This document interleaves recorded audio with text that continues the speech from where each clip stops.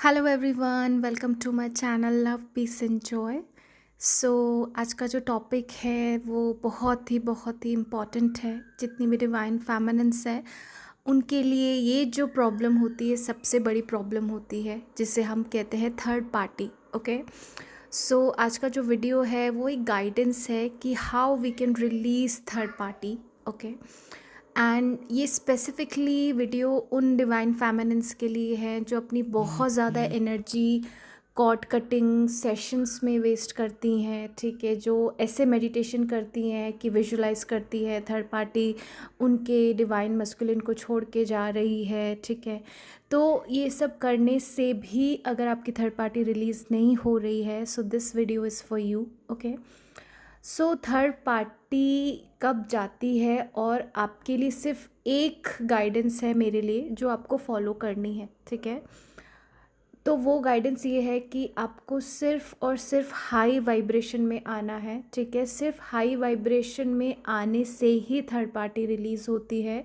उसके अलावा हम कितना भी कर ले, कितना भी कर्मा क्लेंजिंग कर ले, फॉरगिवनेस कर लें, ठीक है, वो एक पार्ट होता है इनर वर्क का डेफिनेटली, जिससे हम हायर वाइब्रेशन में आते हैं। ठीक है, बट अगर आप पूरी तरीके से हाई वाइब्रेशन में नहीं आए हो, ठीक है, तो थर्ड पार्टी रिलीज़ नहीं होती है। ठीक है, तो अब बात करते हैं थर्ड पार्टी।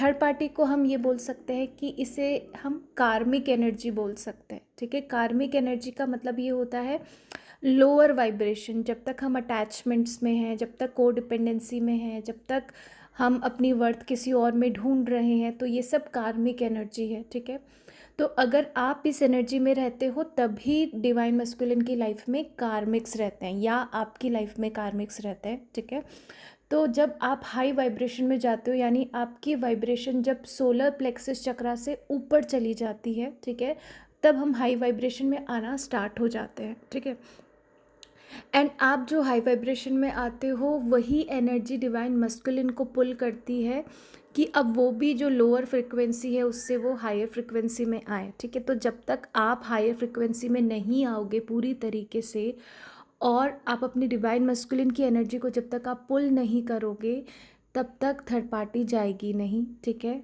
और अगर एक थर्ड पार्टी जाएगी तो दूसरी थर्ड पार्टी आ जाएगी। So the only thing you need to do is to be in higher frequency. ठीक है, एंड ऐसा नहीं है हायर फ्रिक्वेंसी का मतलब कभी कभी हम हायर फ्रिक्वेंसी में रहते हैं, ठीक है, बट जब तक वो स्टेबल नहीं होती, जब तक वो स्टेब्लिश नहीं हो जाती, ठीक है, तब तक थर्ड पार्टी रिलीज़ नहीं होती। ठीक है, तो मैं आपको एक बार एक्सप्लेन करती हूँ कि हायर फ्रिक्वेंसी क्या होती है। ठीक है, जिसे हम कहते हैं कि जो हाई फ्रिक्वेंसी बार बार आप लो में नहीं आते, उसका मतलब ये होता है कि आपको सोल कॉन्शियसनेस में आना है। ठीक है, आपको एक ऑब्जर्वर बन के पूरी अपनी दुनिया को देखना है। ठीक है, किसी चीज़ को जज नहीं करना, अपने पेन को ऑब्जर्व करना है, फियर को ऑब्जर्व करना है।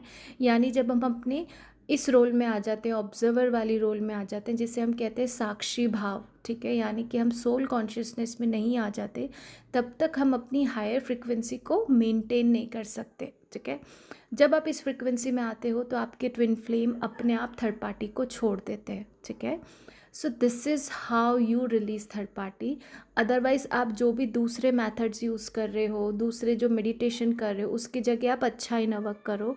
आप चाहो तो मुझसे गाइडेंस भी ले सकते हो कि हाई फ्रिक्वेंसी में आने के लिए कौन से ऐसे टूल्स है जो हम यूज़ कर सकते हैं। ठीक है, तो अगर आप अपना टाइम वेस्ट कर रहे हो कुछ ऐसे मेडिटेशन में, कॉर्ड कटिंग में, ठीक है, तो उन सब चीज़ों से थर्ड पार्टी रिलीज़ नहीं होती है। ठीक है, एंड अगर आप कुछ ऐसी चीज़ें भी करवा रहे हो जैसे कि हम स्पेल वर्क कराते हैं या इस तरह की चीज़ों से, और ज़्यादा आपके ऊपर जो नेगेटिव कर्मा है उसका बर्डन और आएगा, और आपकी जर्नी में डिले आएगा। Okay, so the one thing you need to do to release third party is to get into a very high frequency. ठीक है, and you need to establish that frequency in your life.